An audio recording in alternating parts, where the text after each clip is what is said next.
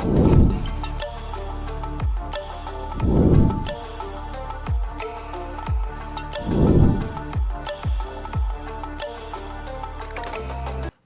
to Far East Wargaming, bringing you another Horus Heresy battle report. And this week we're bringing something new. We've got Zone Mortalis again with some new armies. We do. So they're not new armies, but it is a new matchup that you haven't seen here on the channel. We have the Night Lords, the Traitorous Night Lords versus the Loyalist Blood Angels. And I'm getting the honor of playing the Night Lords for once and seeing some of that terror action.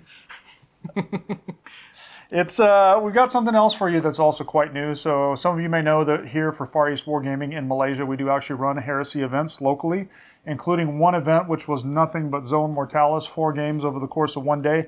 And we made some custom missions for that. So this one's actually called Strategic Intel. Just message us or PM us and we can share more of the details. But basically the way it works is that there's 6 servitors that serve as objective markers. Infantry can control these. Any infantry, so it doesn't just have to be line. Yeah. They do have a profile with multiple wounds, with a high toughness, with a save, with an invuln to make them not so easy to destroy. The victory conditions, it's kind of like War of Lies. Each servitor gives you a random amount at the end of the game. You have secondaries such as Slay the Warlord, Counterstrike, Champion of Renown, Blood Toll. So all of these things together means that there's lots of opportunities to get points, but there is a little bit of a random nature at the end. Yeah, we like the random nature of War of Lies, which actually disappeared in this latest edition. So we're trying to bring that back in some means. Yep. And this is our go at giving, this is our way of giving that a go.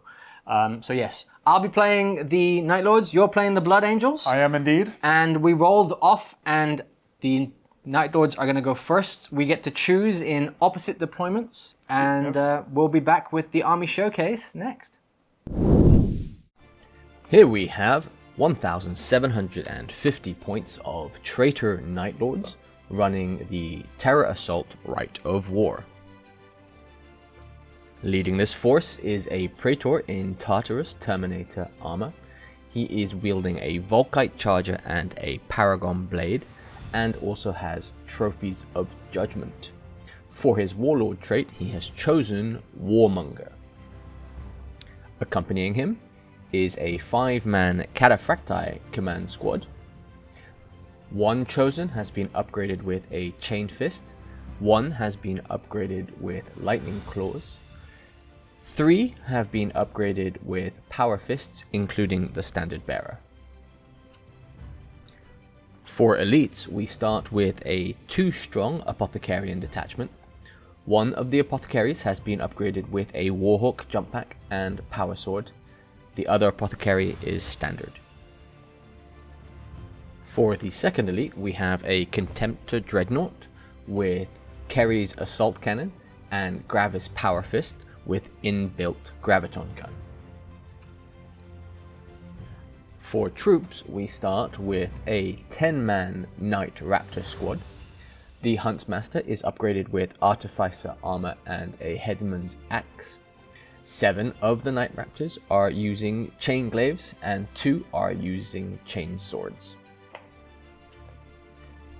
The second troop's choice is a 13-man tactical squad. The Sergeant has been upgraded with Artificer armor and a Power Sword.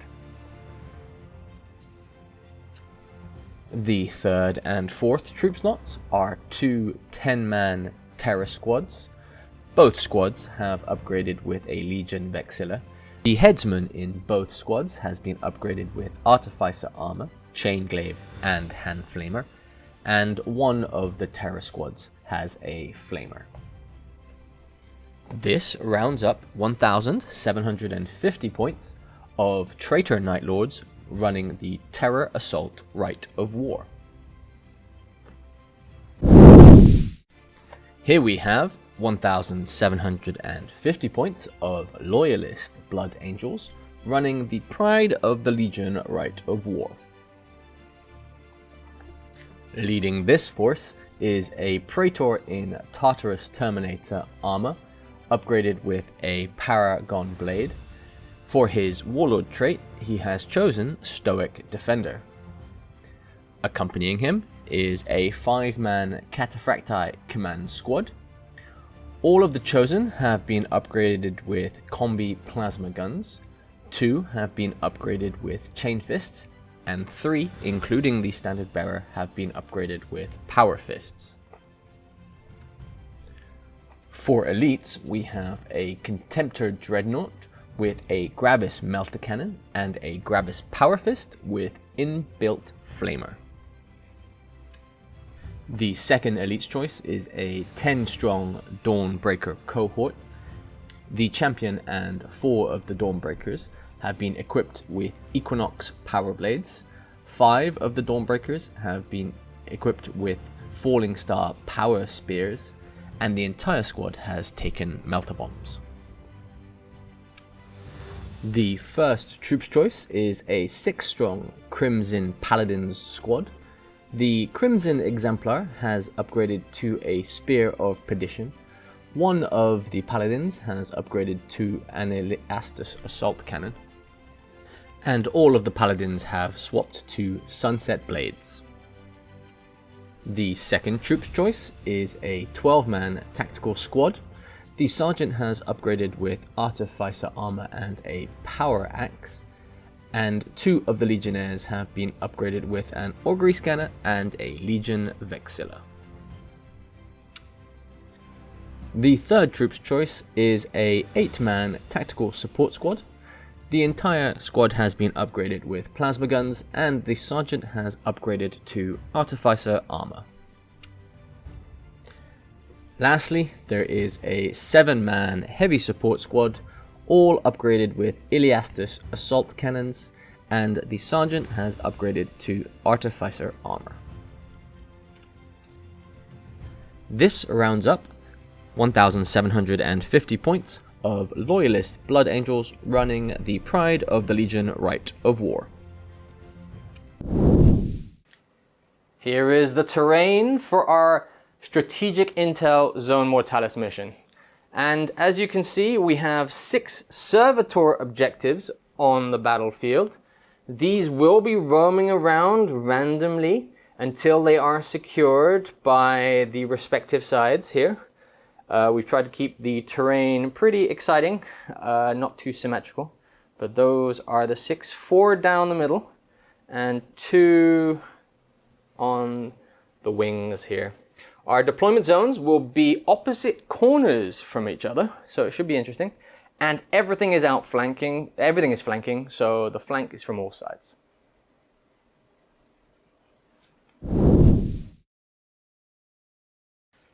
Since this was alternating deployment, we're going to do something different for the deployment phase here. We're just going to explain how the deployment went.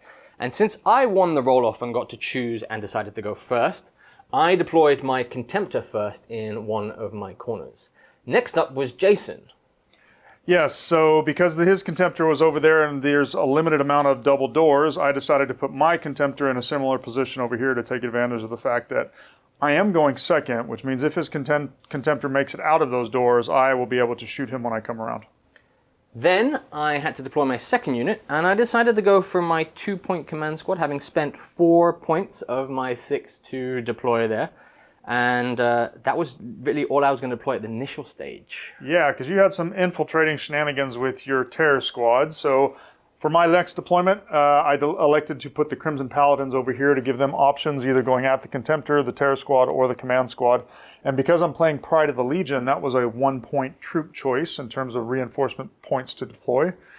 I agonized over my remaining points because I do have a heavy support squad, I do have Dawnbreakers, and in the end I decided to go with Tactical Squad here for my 4th reinforcement point. They've got the ability to go through this single door and they don't have to worry about the opposing Contemptor, allowing me to potentially get this objective. And then for my last 2 points, I did debate between the Command Squad or the Dawnbreakers, but again, you can't ignore the discount on reinforcement points for Command Squad retinues. So I went ahead and put them here. They're going to be going up the middle, hopefully able to chase down those pesky Terror Squads, but not being able to run with Cataphracti may come back and haunt me. Yeah, so for my infiltrate, like you said, I put my 2 Terror Squads in the middle. And the goal was to get early control of the objectives. Infiltration is so overpowered, I'd say, a bit in Zone Mortalis. I placed them on 3 objectives. I can only move 2 of them and control 2 of them, but I can destroy as well. So we'll see what I do in my first turn. And since there are no reinforcement points left to try a seize. We'll be back with Night Lords turn 1.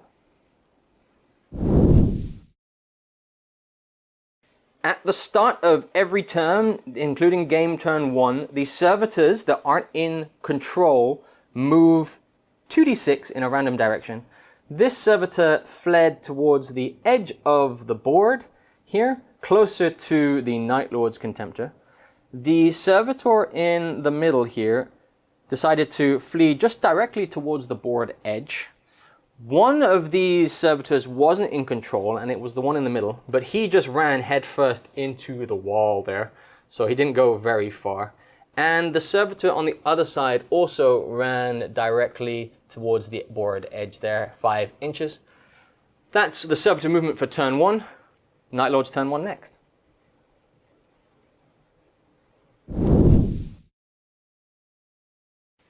Turn 1, the movement phase for the Night Lords.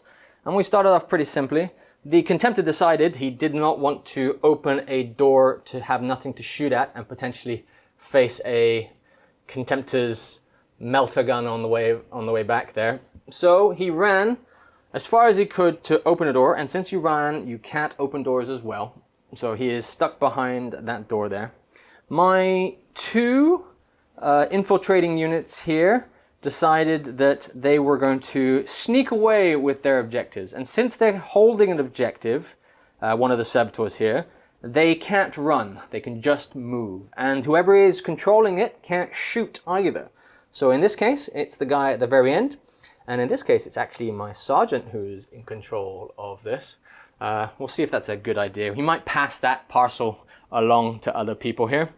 And then finally, the command squad, since they're in Cataphractii armor, they can't actually run. So in Zone Mortalis, they only have a movement of 6. We are moving towards the other objective, and this so happens to be the key objective for this round, which would give an extra reinforcement points if I was controlling it at the end of the turn. But still quite far away, and there's some quite scary competition on the other side if they decide to come after us as well. Move on to a very quick shooting phase.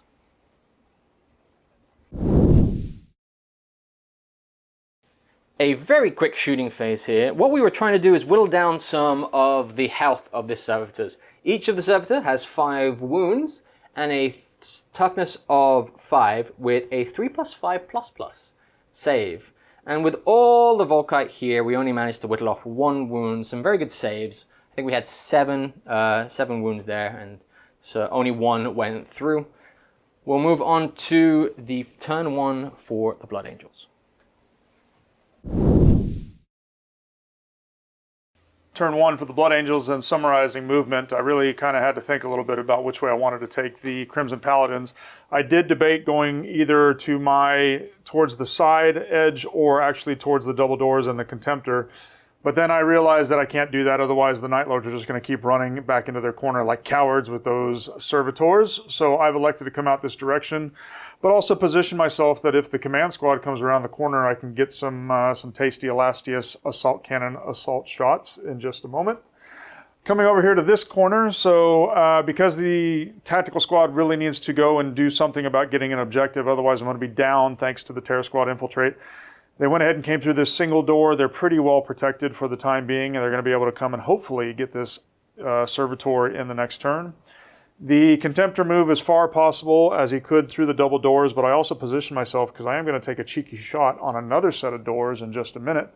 And then finally, the command squad with the Praetor has come as far as they could over this direction, preparing themselves for hopefully that door being blown open in just a moment.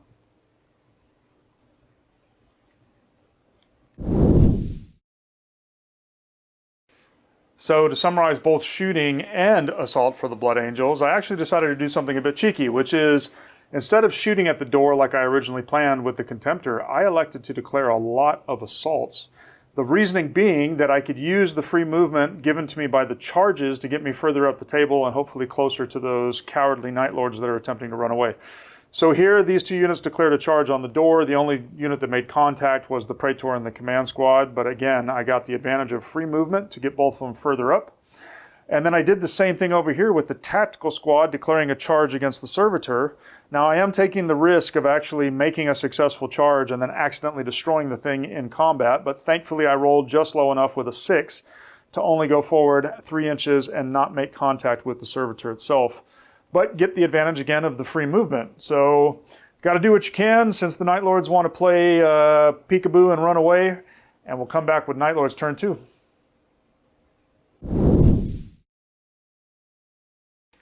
Turn 2 Servitor Phase, because they do move every turn. The one on our far side here decided to come back in towards the board and ran headfirst into a wall. They're not very smart. The one in the middle was caught a bit in between indecision and decided to move 2 inches towards the center of the board. Yep. I think he got shot at and was a bit confused there.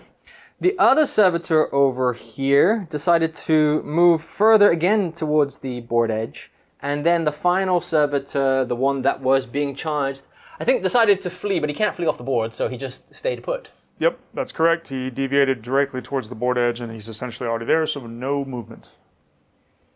And in terms of the new key objective, we rolled for 5, which is the one currently being controlled over here by the Sergeant. So if I still remain in control of that, at the end of turn 2, I get an extra reinforcement point.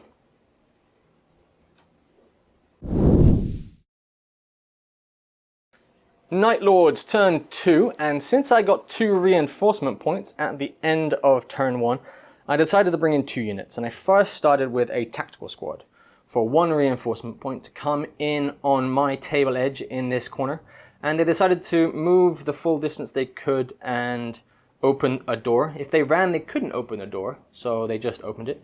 They're in line of sight of that Servitor, currently uncontested by anything from the Night Lords. We'll see how that goes. In the middle, I decided to have to do... for the reinforcement points as well, I brought in my Night Raptors on the other side, and I was kind of torn on where to bring them in. That command squad is a bit too close, and since I can't charge the turn I come in, I didn't want to leave them counter-chargeable there. So they are going to back up their terror squads who is running away, which proceeded to move further away, their full 7 inches. Again, they can't run.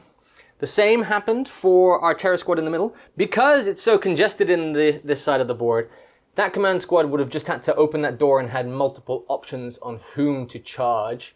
I decided to move them the other way. It opens up options for this command squad, but if they are hopefully going to be occupied by my own command squad decided... this is the Crimson Paladins. My own command squad decided to come out, and they took a reaction, right? Yeah, I went ahead and did a suppress with the Elastius Assault Cannon in the off chance that I could sneak a wound through. I did roll 2 6s to hit. I did get 2 wounds, but all of them was saved, so no pinning check, unfortunately. Yeah, that might have been bad for us, but still, very long 10-inch charge needed to get that off here.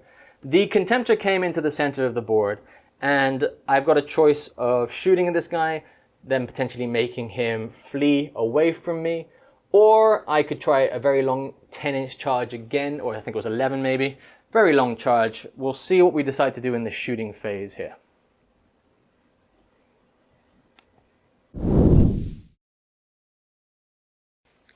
Another very short and, not sweet phase for the shooting of the Night Lords here.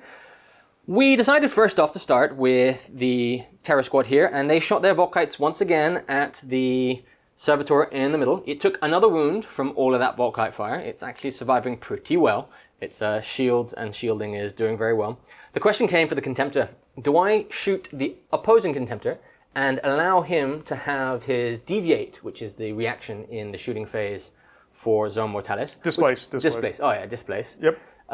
And he can move away from me potentially, probably, making my charge unfeasible. Or do I consolidate on this? And I decided to shoot the Kerry at the Servitor again, managing to plink off 1 more wound. I was way too close to shoot a Graviton gun at that Servitor. It would have been most likely hit myself on the way back. So very short shooting phase there. We're going to be down to the assault, and we'll only have this 1 assault here, so we'll record the roll in just a moment.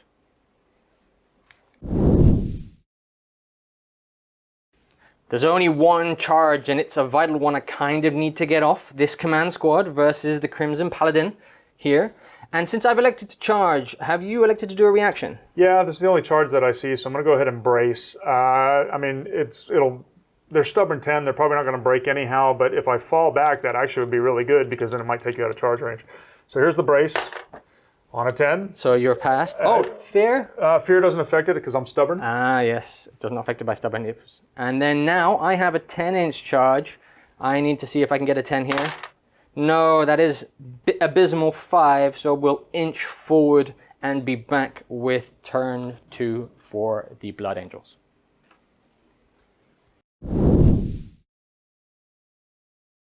Turn 2 for the Blood Angels, and I had to put my thinking cap on, and in the end I elected to bring in my tactical support squad with plasma. So 1 point for the troop choice and 1 point for the flank. I don't want him grabbing a hold of another objective, so came in that direction. You did elect to intercept. Yes, I did, but only 7 guys could see and 1 in rapid fire, so 8 shots. Managed to cause 3 wounds, but you tanked everything on your sergeant. Indeed, yes. So now I'm in an opportunity to either force you to move away if you decide to displace, or I can hopefully shoot some of those juicy TAC Marines. Coming over to the Crimson Paladins, they had just enough distance to go ahead and make it to this door in the middle, yet at the same time also get kind of one guy closer to the command squad. The whole reason why I did this was to open the door and force Rich to actually make decisions. So depending on what I do here, I can have a choice with them to either go after the Terror Squad or go after the Command Squad. We'll see. The Contemptor in the middle moved as far towards the middle as he possibly could, again, because what I want to do is give myself either the option to shoot or charge what's here in the middle. And then finally, the Command Squad also moved their distance to go ahead and get to that door because we can't let that Terror Squad continue to just run and run and run and run. I can't see the Raptors, so I do risk a countercharge from them, but I can't let the Terror Squad just run away with that objective. So, yeah, played very aggressive. This is going to be a big turn in terms of shooting and charges. One last thing to mention, so apologies for this. The Tactical Squad actually on this side of the board went ahead and moved their full distance to make contact and take control of this servitor. They went ahead and shut the door behind us to avoid any shenanigans from the Alpha Legion potentially coming in. But actually there is no more Alpha Legion, nor are we playing the Alpha Legion. But again, we closed the door just to kind of protect ourselves a little bit. And yes, back again with shooting and assault. Shooting for the Blood Angels was actually short and sweet because I didn't want Rich to be able to displace too much with all of his objective grabbers. Because he has 2 shooting phase reactions thanks to the Warlord trait, I had to plan this very, very carefully. I elected not to shoot the command squad at the fleeing Terror Squad. I really want to go and charge them. I elected not to shoot the Crimson Paladins because I also wanted to be able to charge with them. I elected not to shoot the Contemptor because I wanted to be able to charge with him. The only thing that actually ended up taking a shot this turn was the Plasma Gunners. I knew Rich was probably going to displace, and he had just enough space to actually do so and get out of line of sight from my plasma guns, but that's perfectly fine because it did force him to hide a little bit and stay away from that objective. Now comes the critical moment. I do have a lot of charges, and I think we will probably roll the charges off camera because we have 3 different charges potentially going on, and then we'll come back and show you. So we wanted to capture also the various assault interactions that actually happened here because it was pretty cool, but it was also a little bit complex. So the first thing that I declared a charge with was actually the Contemptor into the Terror Squad. The thinking is I want that squad to drop that objective. Yeah, and I only have 1 reaction in the assault phase, so I decided for the beginning just to let this happen. It's going to be dicey, but we'll see. Yep, and then my second charge declared was the Crimson Paladins, who decided to go ahead and go into the command squad, because always better to charge than be charged. I thought I was going to be okay with this, so I decided to take that charge as well, because I was more worried about the last potential charge.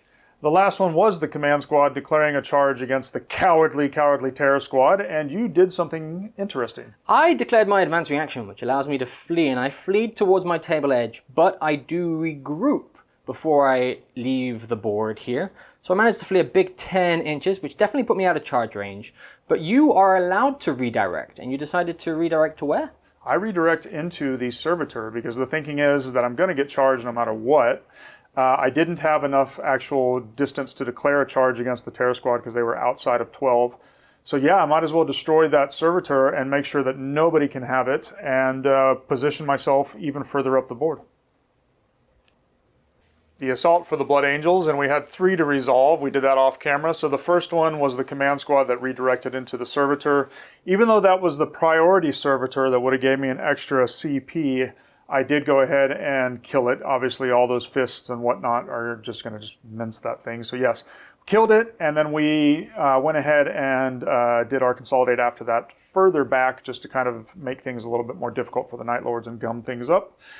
In the middle, the Contemptor did not go the way that we wanted it to, so I did hit 3 times on the charge, but I only wounded twice, which killed 2 of the Terror Squad.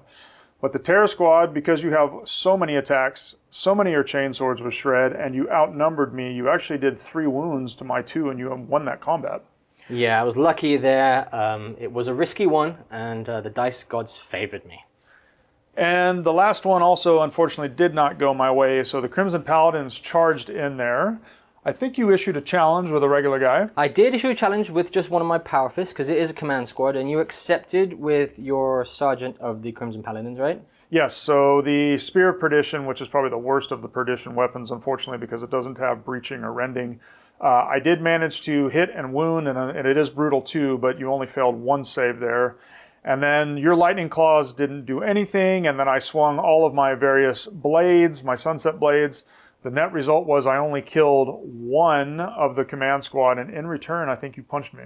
Yeah, it comes in to show what fists do here, and I caused 2 wounds, 2 instant death wounds. So you took 1 on the guy who was already wounded from my Praetor, who caused 1 wound, and then it killed 1 outright. So in terms of final wound count, it was 3 versus 4, and you had a stubborn 10. Yes, so thankfully I didn't fail, but unfortunately I would have liked to have killed 1 or 2 members of the command squad, because now you're going to outnumber me and reduce a bit my advantage in the combat. Not very good. Yeah, we'll see what's going to happen, but I'm kind of in a bad spot with 2 of these units. It'll be back to the Night Lords in just a moment.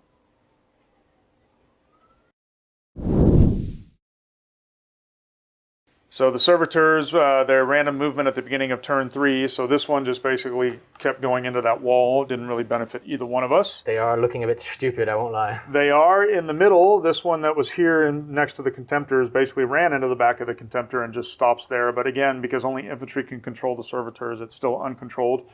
This one, because you actually elected to fight with the guy that was controlling it, he dropped it in his turn. Yes, it was. I didn't realize it, but it was probably the smart decision to do.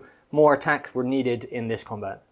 And then the last one was over there near the scrum between the command squad and the Crimson Paladins, and it just stayed where it was. The last thing to mention is that we did roll to see which one of the Servitors was priority this turn, and it turns out we rolled a 6, and that happens to be the one controlled by the Blood Angels tack squad over here. So assuming everything goes okay, and I don't see any reason why it wouldn't, I will get the bonus of an additional CP in my next turn.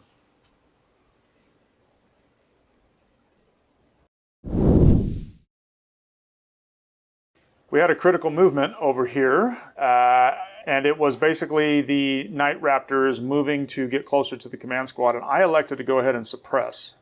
Yeah, probably the smart thing to do for you guys. Yes, and I went ahead and fired off all the combi plasmas because I really wanted to trigger a wound, and 8 combi plasma shots. I only managed to get 1 wound through, and I wounded myself 3 times, but luckily passed all of it. But even more critical, that wound that got all the way through the Feel No Pain, you owe me a pinning check. And since it is night fighting still, because I did roll for night fighting in turn 3 for the Night Lord special rule, I am -1 to my leadership. That's leadership of 9 goes to 8. This is going to be key. If I get pinned, no, there is a 6. That's a sigh of relief for me. I'll continue with the rest of my movement phase, and then we'll be back.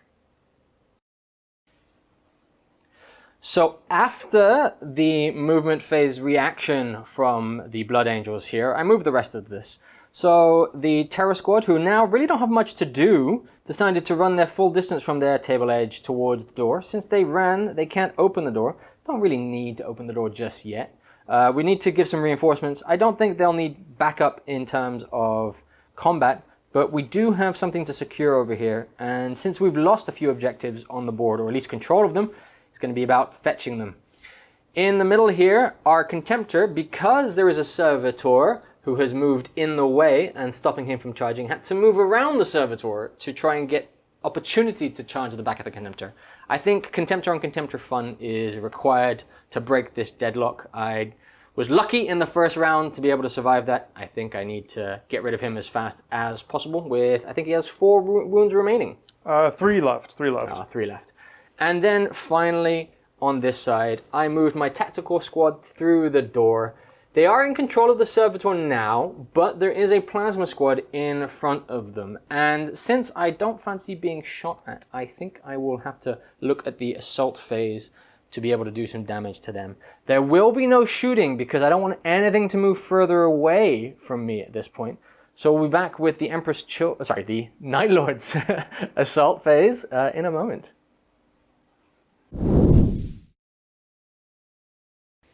And the assault phase didn't go so well in this side. It looked promising when I first started because with the mountain of attacks, I managed to kill 3 of his guys here. He did issue a challenge, and I was tactical and I accepted it with an apothecary because honestly there was nothing here the apothecary was going to do for this combat, and I didn't want to lose the leadership. In the end, that really didn't matter because power fists versus normal armor, and especially 2 wound models, means I actually lost 8 points to 4 here. I was testing on a 4, and I failed, of course, and then I fled 9 inches backwards, but since you're in cataphracta armor, I was free to flee to my heart's content. Yes, and you rolled just barely, not taking you off the table as well. If you had rolled a 10, you'd have gone off the table. We'll come back later with the consolidate, but I got really lucky there considering just how deadly Night Raptors are. Then in the command squad fight versus the Crimson Paladin, it was 2 dead from my part. I killed 2, so 4 wounds, with nothing in return. There really isn't a lot of killing power in the Crimson Paladins in these weapons, I think. Yeah, I mean, you get the bonus when you charge, and because I'm not charging, then I kind of lose a lot of it. The Spear of Perdition is just not a very good weapon because it doesn't have any breaching or rending. Yeah, so I lose there, but the Stubborn 10, I'm basically holding you up and probably going to hold you up till the end of the game. Yeah, we'll take it. Now, in the middle, the Contemptor charged in and managed to cause only 2 wounds when he came. Everything was fighting at the same initiative anyway. In return, you killed 2 guys, sorry. So you did lose, and then I had to attack back. I only need to take 1 wound off with the this kill team here, and I managed to do this. In your explosion, you actually did more damage than the combat. I did. I killed 3 guys in the explosion, including the sergeant who you tried to tank, and he failed on the very first roll. This happens all the time. That happens all the time. So I am down. We'll consolidate again to get into contact with one of these to try and hold it down, but there are 2 pretty uncontested things in the middle, though there is a command squad that potentially could come and ruin my day in that corner here. And then finally, the tactical squad all the way over here charged the plasma squad. You hadn't elected to brace on that one, and I wiped you. We had a challenge. I managed to get a breaching with the 2 attacks from the sergeant there, or 3 attacks from the sergeant, sorry, I should say. And so he died with 1 casualty in return, I think, there. And you fled, and we pursued you and caught up. Yeah, I was losing. I lost bad there. I was testing on a 3. I actually rolled a 4, so I got close. But yeah, I only killed 1 guy. Your sergeant actually had 4 on the charge, and one of them was the breach, and I couldn't take it on my artificer armor, so womp, womp, womp. So really bad over here. That basically means that you're going to probably be able to get that other servitor and hold it for the end of the game. It is. Well, currently the only one holding a servitor is your tactical squad in the corner over there. And with the way this is, the servitors, we don't know how valuable they are until the very end.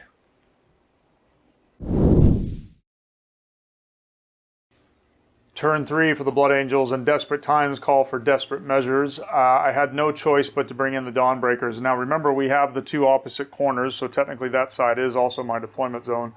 Again, I say no choice because I got to try and get you off of objectives. So we move them as far forward as we can. We can't run and open a door, so we got all the way to the door. We open it up, and you elected to intercept. I did elect to intercept. I managed to cause 4 wounds, but you managed to save all of those. Yep. And then over in my deployment zone, the tactical squad holding that servitor has just basically kept going backwards. over in towards this corner. So essentially what I'm just trying to do is, in case you take control of the doors or whatever else, I'm far enough away where it's really not going to matter. So running and hiding with our servitor, we've got to play the mission objectives. And then finally in the middle, so my command squad and Praetor has no choice as well but to go ahead and go with that Contemptor, which you had wisely consolidated into the way after that combat. We got to go through him. We don't have a choice because we can't just let you run around with the various objective markers, because I don't think my Crimson Paladins are going to hold up your command squad. Yes, it's desperate, but I've got to try and do something. Otherwise, you're going to be controlling 3 of the servitors. Unfortunately, at this point, even in turn 3, I might be able to get my command squad on, but I don't think I'm going to have enough, my heavy support squad in turn 5. I don't think I'm going to have enough reinforcement points to do so, which I've been calling command points all game. But yes, let's see what happens. This is a very critical turn 3 in terms of stopping you.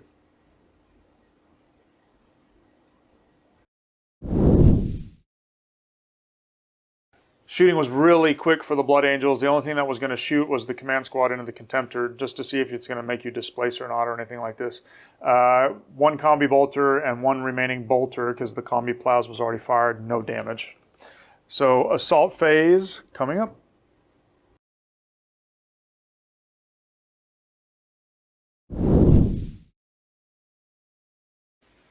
So the combat, the Praetor and his command squad charge in against the Contemptor. The Praetor managed to sneak in 4 hits, and of those 4 hits, I got 2 murderous strikes and 1 normal wound, thanks to the Blood Angels +1 to wound on the charge and the strength 5 of the Paragon Blade.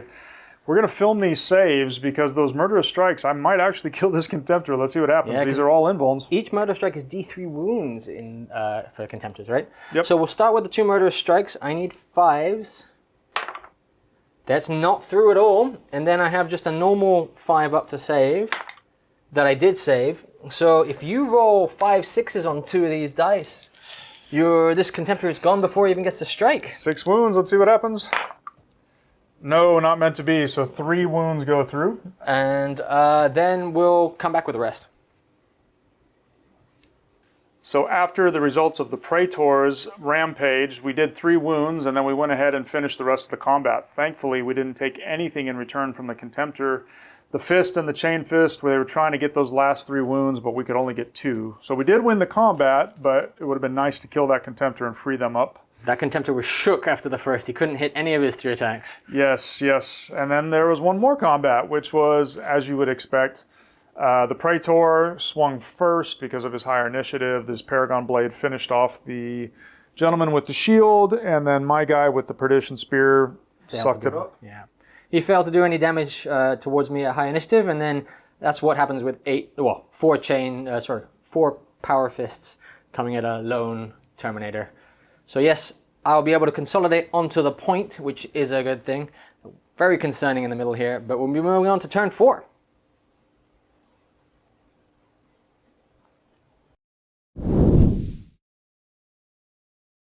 Turn 4's Servitor step, and since most of them are controlled, one is controlled by the Blood Angels tactical squad over here. My Night Lord's tactical squad is controlling the one after their recent combat here. The same can be happening for my Terror squad in the middle. They've chosen to control the one in the corner. And after the combat, my command squad consolidated onto the other Servitor. So we're currently several Servitors up. The one in the middle that was wounded from the very beginning decided to move 7 inches towards the Blood Angel's deployment zone, but clipped the wall, so had to stop about 6 inches in. We'll see if he can run away or run into one of our squads.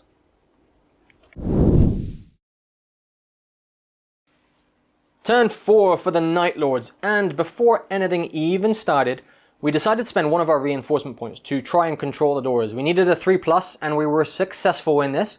So we decided to change some states and lock things, and the first thing we did was crush one of these guys in the door. It doesn't close it, but it's a strength 8 wound with no save, so it did squish a boy.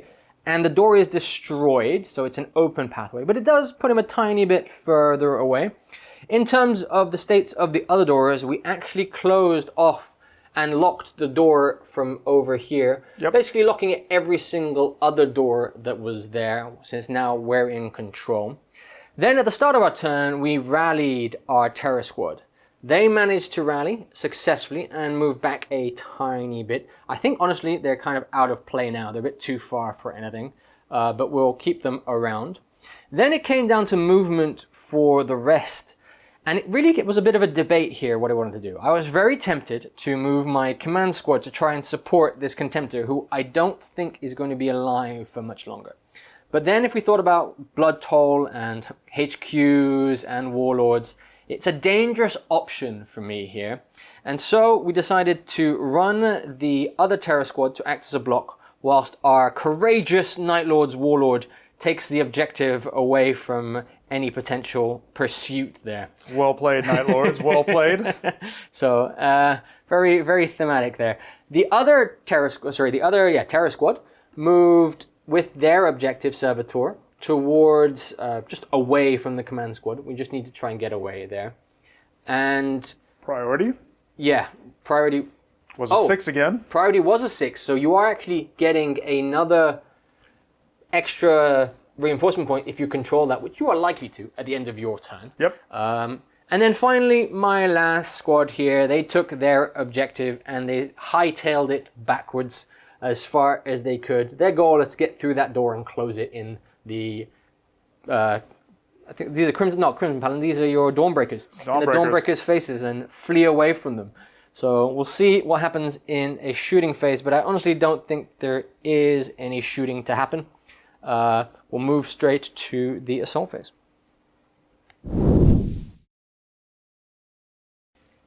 The Night Lords decided that shooting wasn't smart in this turn because the only target was these Dawnbreakers, and I don't want them coming any closer to my tactical squad, who are trying to hightail it out as fast as possible. So, since there's a Praetor inside here, he gets to go before my Contemptor, and he was very successful last time. He could put the finishing touches on this guy before I even get to strike. Yep, let's see what happens. So I have 4 attack base, and I am higher weapon skill, so hitting on 3s. We really need to kill this guy. And that's a good start with 3 hits. Now, I don't have the Blood Angel's Legion trait because I didn't charge this turn, but I am strength 5, so I still need 6s, but any 6s are murderous strikes. So let's see if we can get one right here. And we do. We get 1, so that's a 5-up invuln, or he is going to be gone. And he is dead. That is now explosion time. I don't think... Well, we'll roll the distance for the explosion. 6 inches. 6 inches might be enough to catch some of my guys. We'll find out what happens and consolidate at the end. Heroes walk away from explosions. We don't have many heroes here at this one. Explosions have been particularly deadly here. We managed to kill one of the Blood Angels command squad, and our own Contemptor's explosion killed 3 of the Terror squad here. We all took pinning checks and we all passed, so we're fine. It is leaving consolidations for the command squad, and we'll see what happens in turn 4 for the Blood Angels.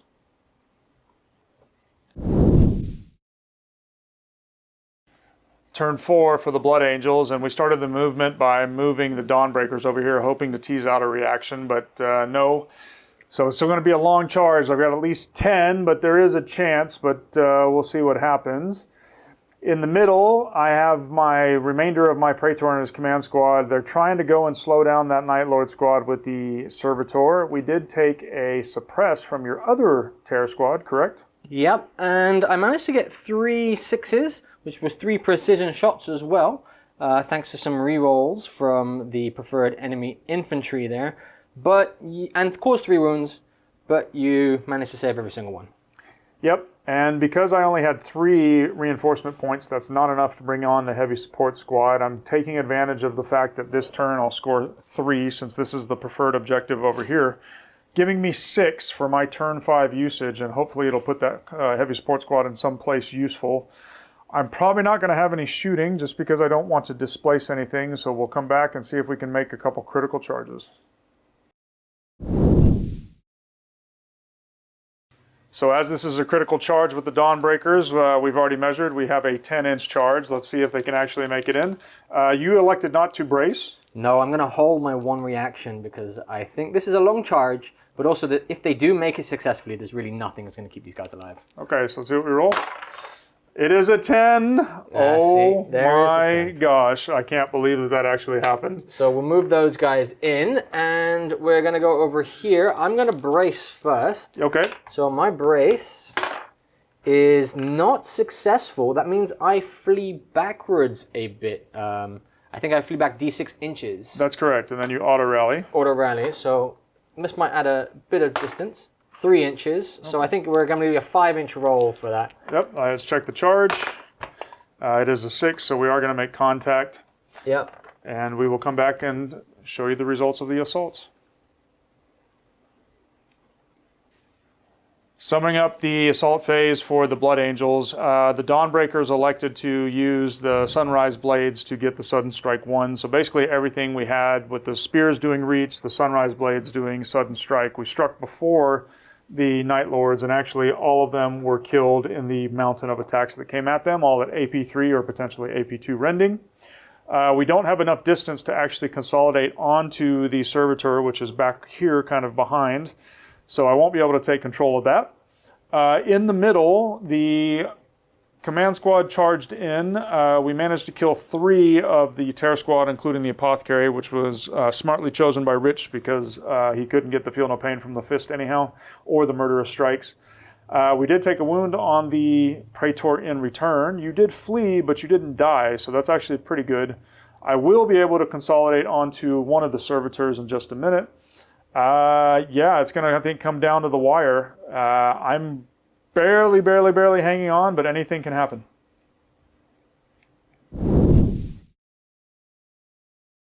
The last Servitor movement, and this one here ran straight into the wall, so really didn't move. And the one in the center actually moved 7 inches towards my side, closer to my Terror Squad, which really helps me out there. It's going to be a tricky turn 5 for the Night Lords. We're back with their movement to see how I could potentially salvage from the ashes of this Dawnbreaker charge.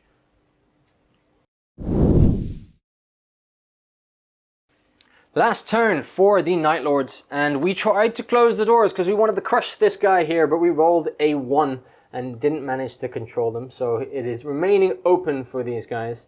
Our Night Lord Terror Squad last guy here managed to rally on a lucky 6, and then he just consolidated backwards. We'll probably take some snapshots, but we'll see if it's worth it.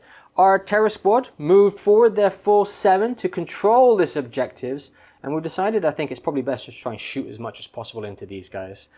Finally, it was a bit of shenanigans on the border here, because I'm worried about him bringing on his heavy support squad into my flanks. So my command squad here has closed off this flank, leaving only a small potential area for him to come in here. And then the same with my Night Raptors. So I've gone around and blocked off every alley. So the only alley he can come in here, which has a shooting line straight down the middle of the board, vice versa for the other side, and I have stayed far out of line of sight of those two. So I think we're potentially giving up this point and maybe this point if these guys don't die or flee, but we shall see coming into the shooting phase next. For the shooting phase, we started with the snapshots, and even though we managed to cause a hit and a wound, you saved it fine. And then we had one of the command squad who was at really long range, barely 24 inches, and he had a combi bolter there. On the reroll, he got the 6, and then on the wound, he got a 5 to cause a wound there. And your command squad guy failed. Yeah, I took a wound on my my last remaining command squad member. But more importantly, your Terror Squad did some absolute damage. Yes, so now I shot the entire Terror Squad shots, 14 shots from 7 guys. I caused 11 wounds, and now there's a total wound pool here of 5 left, I believe? Yes. Sorry, yeah, 5 left? Yep. And so if 5 ones and that's gone. Yeah, it's actually 4, so because I have 3 wounds left on the Praetor, 1 left on the command squad. We wanted to film this because the reason why this Terror Squad actually did so much damage is they have preferred enemy infantry, and then they outnumbered, which also allowed them to reroll on the, or get +1 on the wounds. Yeah. So yes, so let's film this. This is all 2-up saves. Let's see what happens. Need some ones. And there's 3. 3. There's 3. I'm going to have no choice but to actually take 2 wounds on the Praetor, putting him on his last wound. And kill the command squad guy. And kill the command squad. And the reason why I'm doing that is I don't want to give up a Warlord kill. But yeah, that's not very good. You do have a flee check because you have lost there, but you are on 10. So, and there is no fear on any of these guys. Correct. So let's film this as well. Let's see if I actually flee, because that could actually be also a game-changing moment. Ooh, No, it's a 9. It's a 9. So I need to see a 6 there, but no. He's hanging in there, but then the question becomes, does the Terror Squad want to try to charge in and finish him off? We'll see. We'll debate and we'll come back.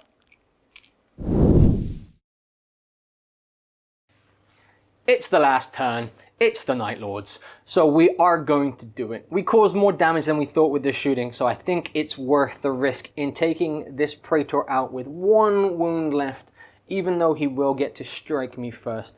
We do need to get the charge off first. It's a 6-inch charge. Let's see if this even matters. There's a double 1. It does not matter. They aren't moving anywhere. We will be back with the last turn from the Blood Angels to see what they want to do and if they wish to exact some revenge. Last turn for the Blood Angels, and I do finally have 6 reinforcement points, allowing me to finally get this heavy support squad on the table. No choice, we decided to come in from the flank over here, paying the extra point, so that cost me a total of 5 to get them on. I'm going to attempt to try and shoot that Terror Squad. I know that he can displace. The reason why I'm doing it is because I really don't want to charge my Praetor in there, because the Praetor is only on 1 wound, and there's a chance that I could actually die, and not only would I die, I would drop the objective, I would give up the Warlord kill. It's just too risky. So the only movement I've done, again, is to bring that unit on, and then I've brought the Dawnbreakers over here to take care of this particular little guy. Yeah, so we'll see what happens. Really, the only thing that's going to happen this turn is the heavy support squad, and we'll come back in just a moment.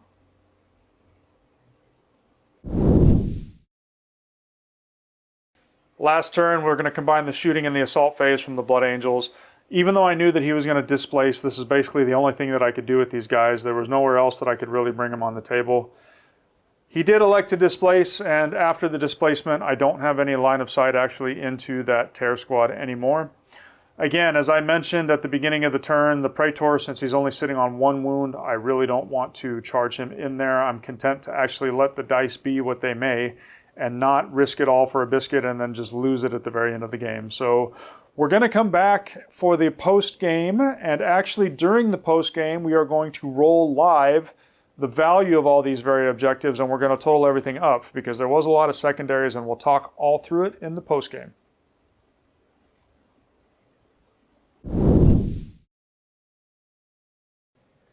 So that is the end of the game, and I hope you guys enjoyed it. It was swings and roundabouts, because I honestly thought I had it till, I think, turn 4 it was, when you came in strong with some big charges. I think I got super lucky. So the Dawnbreakers somehow managing to pull off a 10 on a charge that they actually needed the 10 really, I think, swung that, right?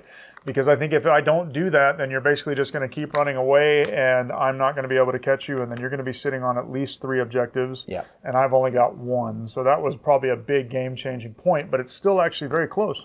Yep, so we tallied it up. We both had 2 points for Champions of Renown, because we both killed 2 people in a challenge there. Yep. We Blood Toll, which is elites and HQs.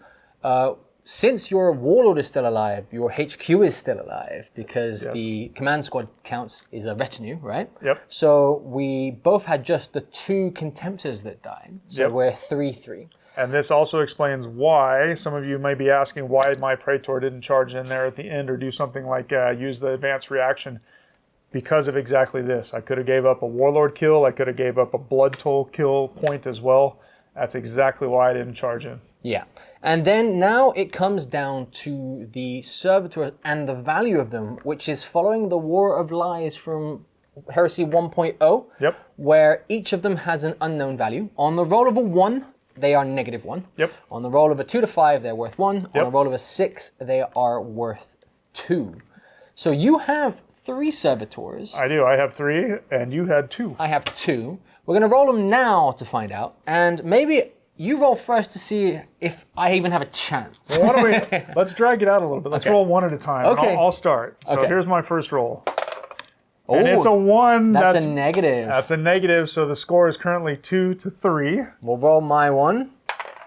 That is a 3, so I get another one. 4, 2. All right, let's check my next roll. +1, so 4, 3. And then if I need a big 6 here. 6 would be good. Oh no! There's a 1! So now it's going to come down to this. So basically, as long as I don't roll a 1, then the Blood Angels are going to pull it out. Let's see what happens. Yeah, there's a 4. 4, 3. 4, 3. Good game. Very good game. Oh my gosh, I can't believe that. I know a lot of people aren't a huge fan of what War of Lies was, but for us at Far East Wargaming, we always loved the unknown aspect of trying your hardest to get some objectives in a game, but in the end them being futile anyway. Well, yes. I mean, it's not just the random nature, and I know why some people didn't like War of Lies, but because of the way we designed this mission, it has so many secondaries. It's not like you could be winning the entire game and then War of Lies causes you to lose. Like, you really have a lot of opportunities to build points in this particular mission, and that's one of the reasons why we like it.